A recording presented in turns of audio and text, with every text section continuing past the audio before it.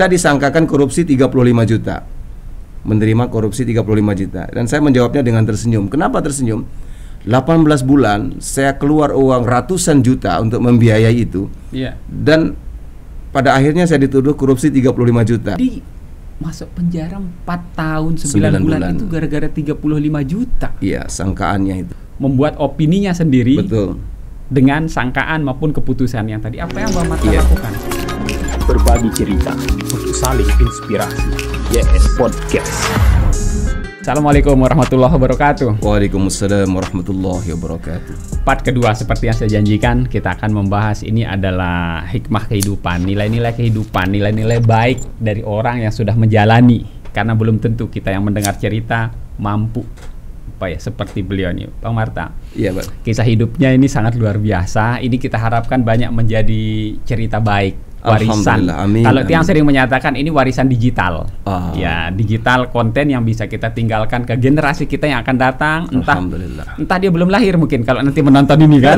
Insyaallah. Ya karena umur videonya bisa 50-an tahun yang ada di YouTube. Nah inilah warisan digital yang akan kita coba ceritakan pada hari ini, Bang Marta. Amin. Oke, Bang Marta, perjalanan Bang Marta ini sangat inspiratif. Bagaimana seorang akademisi yang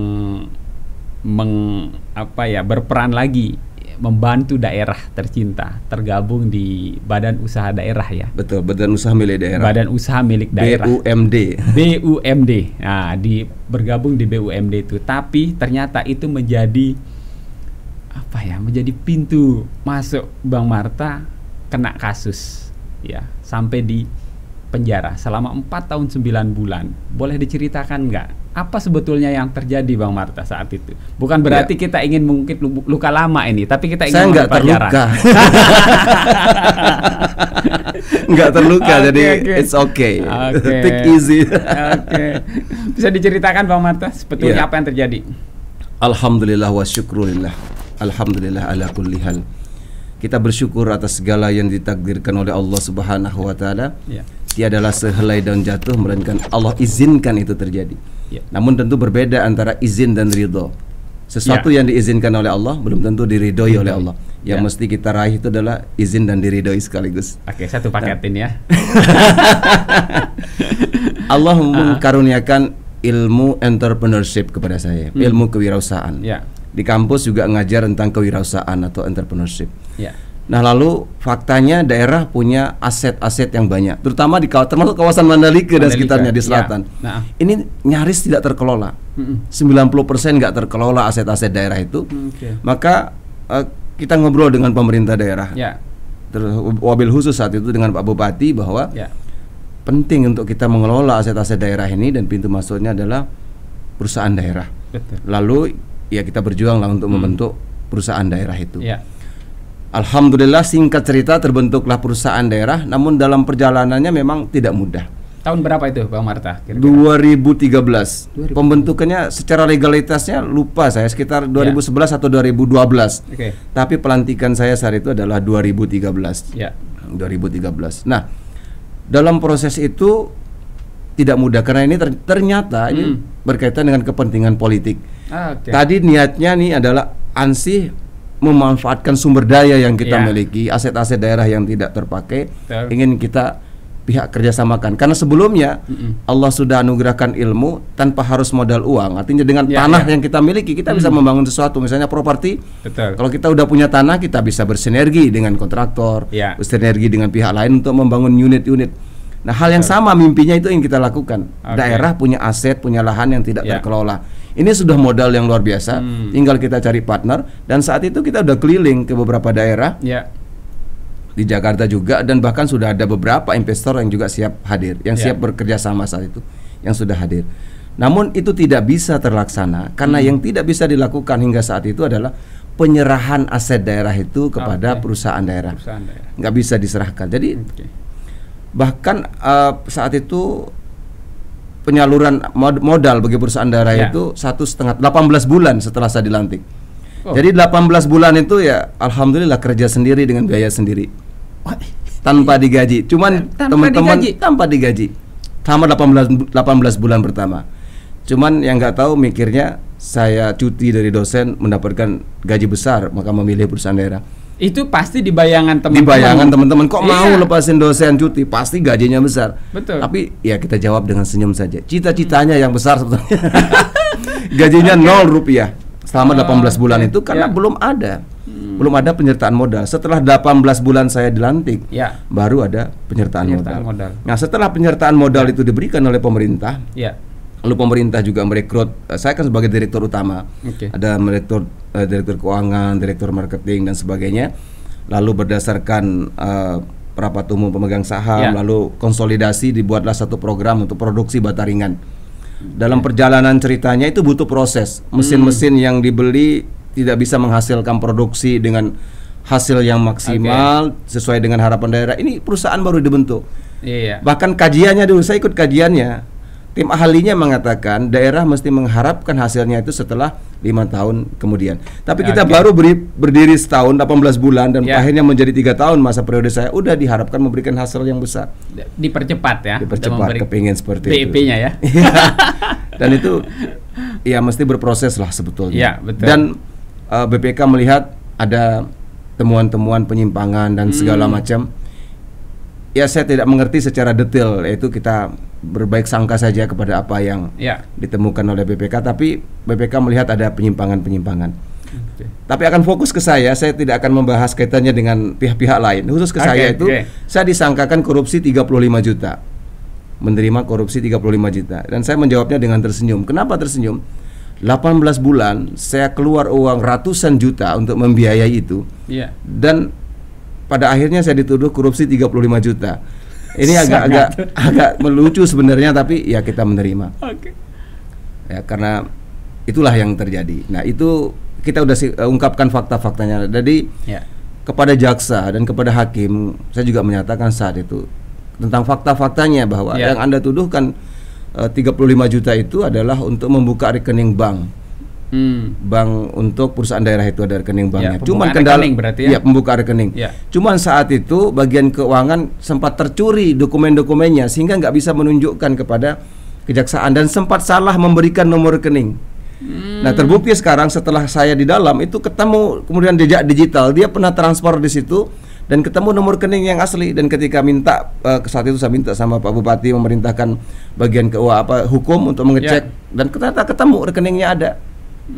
Tapi kita udah dihukum, udah di dalam setahun saat itu. Jadi ya sudah, itu perjalanan. Itu bukti bahwa memang ada uang itu dipergunakan untuk membuka rekening atas nama PT Lombok Tengah Bersatu di BNI Cabang Praia Lombok Tengah.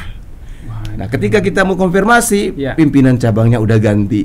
Entah lebih kemana dicari juga.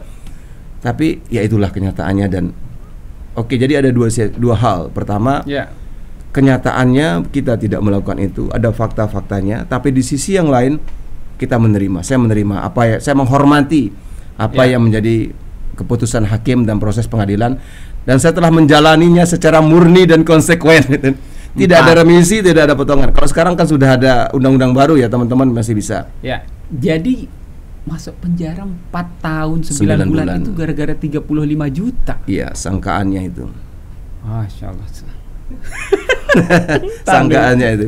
Ini kalau kita melihat korupsi saat ini sungguh tidak adil. Artinya 35 juta dan itu tidak sebanding dengan yang Bang Marta sudah keluarkan untuk secara materi. Kalau non materi lebih besar lagi. Itu baru secara materi. Artinya secara materi kita udah berkontribusi ratusan juta untuk membiayai proses persiapan. Belum lagi kalau kita lobby kan ke Jakarta ke segala macam itu kan butuh tiket, butuh akomodasi.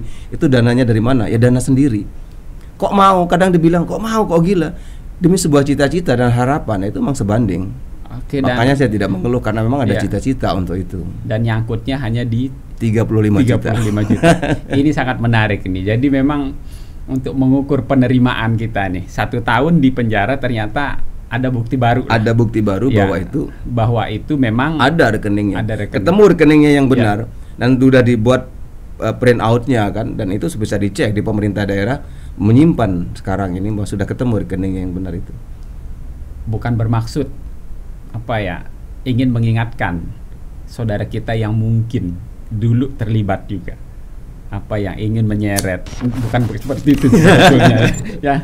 Nah, yang melaporkan yang melaporkan lah ya, teman-teman yang melaporkan hal ini. Jadi sebetulnya ini kan sangat mudah diselesaikan kalau secara kekeluargaan. Toh juga ini kan apa ya, bukan merupakan sebuah tindakan yang merugikan BUMD, kan ini masih proses perjalanan ini Bang Marta.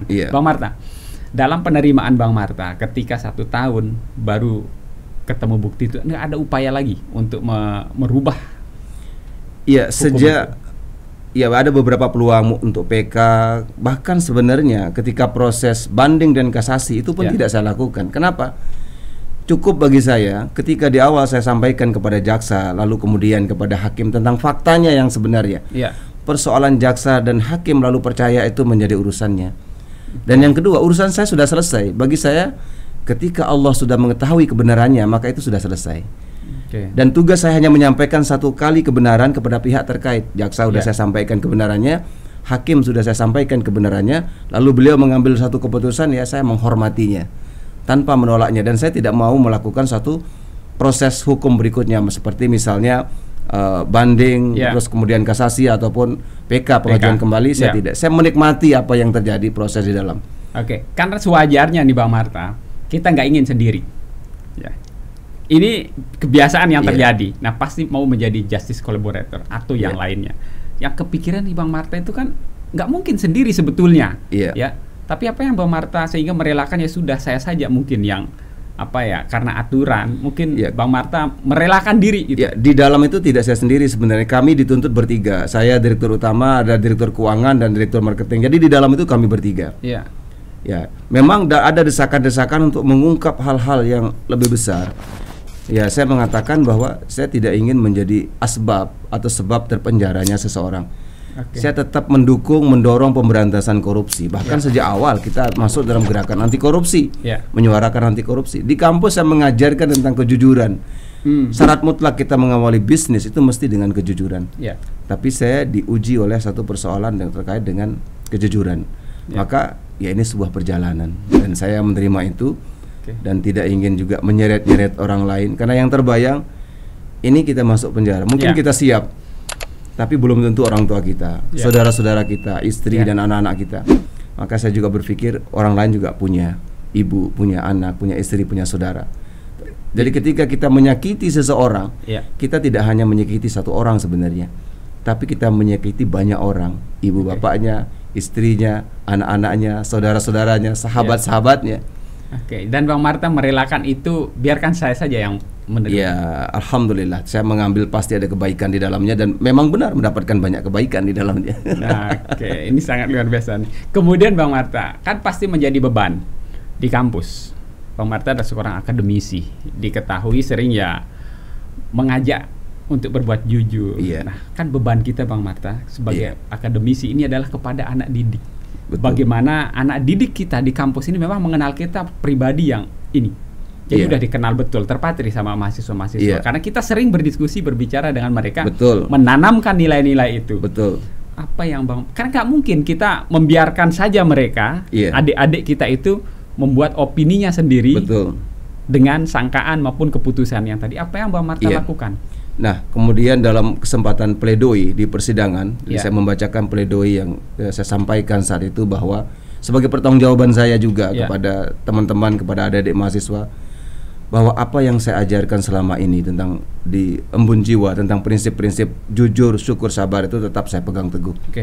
Jadi apapun yang disangkakan itu, bagi saya tidak melakukannya, dan cukuplah Allah mengetahuinya. Saya tidak perlu menceritakan kepada semua orang bahwa saya tidak melakukan itu. Cukup saya katakan kepada jaksa dan hakim, saya tidak melakukan itu. Kalau ada orang yang bertanya, saya jawab saya tidak melakukan itu. Tapi saya tidak ingin memberitahu semua orang bahwa saya tidak melakukan itu. Cukuplah bahwa Allah sudah mengetahui bahwa saya tidak melakukan itu, maka cukup. Dan saya sampaikan, sempat kita rekam saat itu. Saya minta adik saya untuk merekam dan mengupload. Mungkin ada teman-teman, adik-adik saya, mahasiswa yang juga bisa berkesempatan untuk mendengarnya sebagai pertanggungjawaban saya, bahwa saya berikan klarifikasi kepada mereka. Saya tetap memegang teguh apa-apa yang saya sampaikan kepada mereka sebelumnya. Seperti itu. Ini sangat luar biasa nih Bang Marta, sebuah kerelaan sebuah keikhlasan yang Bang Marta praktekkan di sini. Jadi saya melihat ya, selesai urusan teori. Pada dasarnya adalah bagaimana memberi teladan di situ. Ya, dalam keadaan seperti itu, Bang Marta masih bisa. Sebenarnya tidak bermaksud memberi teladan juga sebenarnya, tapi saya merenung, apa sih yang membuat saya bahagia? Apa yang dicari semua orang? Semua orang ternyata dia mencari bahagia. Cuman banyak orang itu tertipu ternyata, termasuk saya pada awalnya. Kita menyangka kebahagiaan itu ada di luar diri kita. Iya, kita bekerja keras, cari duit, dapat harta dan segala macam. Tetapi ternyata bahagia itu tidak di sana. Bahagia itu telah ada di dalam diri kita, dan bagaimana kita melakukan inner journey, perjalanan ke dalam diri kita untuk menemukan sumber kebahagiaan itu. Segala yang ada di luar kita ini hanya bisa menjadi stimulus. Harta bisa buat bahagia, juga bisa buat kecewa. Tergantung bagaimana kita menyikapi keberadaan dan ketiadaan. Itu yang menentukan bagaimana kita bahagia. Jadi kalau udah di sini memiliki satu kesadaran, segala sesuatu sebetulnya adalah indah. Contohnya, sebuah kisah tentang daun jambu atau bunga jambu. Itu di depan tuh banyak pohon-pohon. Nah, contohnya ada mangga atau apa ya? Iya, betul. Ketika mangganya Bang Yusron di halaman itu berbunga, itu kan banyak yang rontok. Betul. Daun-daunnya juga setiap pagi kadang berjatuhan. Bagi orang yang tidak memiliki kesadaran, pasti hari-harinya akan berisi dengan keluhan. Mengeluhkan daun-daun yang berserakan, bunga-bunga yang juga bertebaran terasa mengganggu. Tapi bagi orang yang mengerti, memiliki kesadaran, dia akan memandang daun-daunan itu dengan keindahan. Dia melihat daun-daunan itu kesempatan dia untuk menyapu. Bahkan bunga-bunga mangga yang rontok itu dia akan melihat seperti permadani yang hijau gitu. Itu baru sesuatu yang dipandang sampah oleh orang lain, tapi kita bisa melihat keindahan. Belum lagi ketika dia sudah berbuah. Tetapi orang yang selalu berpikir negatif akan selalu melihat kepada sisi yang negatif pula. Maka letak kebahagiaan itu sebenarnya adalah sumbernya ada di dalam diri kita. Ada atau tidak adanya segala sesuatu itu tidak mempengaruhi kebahagiaan kita. Ini sangat super nih kalau kata Mario Teguh, ini super sekali. Inilah sebuah penerimaan, Bang Marta, sebuah ketika ya memang derajat tertinggi lah bagi beberapa orang yang memang ya ketika kita ikhlas, betul-betul ridho. Ridho terhadap apa semua yang ditetapkan kepada kita, maka ini bisa dengan mudah, Bang Marta. Mengirim pesan Bang Marta kepada sahabat-sahabat kita. Nah, ini tentu apa ya? Mungkin ya ada dalam kondisi 5 tahun yang lalu, Bang Marta, saat ini mungkin karena beberapa kasus tertentu atau salah pergaulan sehingga menjadikan mereka berada pada seolah-olah ya posisi tersakiti lah. Ukurannya gimana, pesannya Bang Marta? Ada 2 kategori secara umum keadaan orang yang berada di dalam atau sebab orang berada di dalam. Ada orang yang dipersalahkan dan ada orang yang memang sempat berbuat salah. Ada orang yang tidak salah tapi dia dipersalahkan lalu dia masuk ke dalam. Itu juga terjadi. Kita lihat saya bertemu dengan keadaan yang seperti itu di dalam. Dan ada juga yang memang sempat melakukan kesalahan. Nah, jadi yang sempat melakukan kesalahan memang kita harus menghindari meninggalkan pelanggaran-pelanggaran hukum, baik itu hukum agama maupun hukum negara. Kadang banyak yang terseret oleh pergaulan-pergaulan. Itu mesti kita menjauhi pergaulan yang bisa menyeret kita ke sana. Nah, kalau kita masuk karena dipersalahkan, maka berbahagialah. Kenapa masuk karena dipersalahkan? Berarti Anda tidak benar-benar melakukan kesalahan itu. Ketika Anda tidak benar-benar melakukan kesalahan itu, lalu Anda masuk, maka itu adalah satu istirahat, satu liburan, satu kesempatan untuk berkontemplasi, satu kesempatan yang luar biasa baik untuk kita melakukan inner journey, perjalanan ke dalam diri kita, merenung atau tafakur. Dan disitulah kita akan meraih banyak hikmah-hikmah, banyak embun-embun kehidupan yang akan menyejukkan kita, yang akan menjadi prinsip-prinsip yang akan menjadi pegangan ketika kita mengarungi kehidupan, yang akan menguatkan hati kita dalam menghadapi segala gelombang dalam kehidupan. Itu yang akan membahagiakan kita. Sangat luar biasa nih sahabat YS Podcast ini ya. Jadi nanti di sesi ketiga kita akan berbicara bagaimana pengalaman Bang Marta 4 tahun 9 bulan berada di dalam penjara. Ini sebuah perjalanan yang sangat luar biasa. Namun Bang Marta menganggapnya itu adalah sebagai sebuah proses liburan itu, karena terbebas dari urusan-urusan bisnis dan lain-lain. Kita akan ke part ketiga ya nanti. Tapi sambil kita ngopi dulu Bang Marta, nanti kita lanjutkan ke part ketiga. berbagi cerita untuk saling inspirasi. YS Podcast.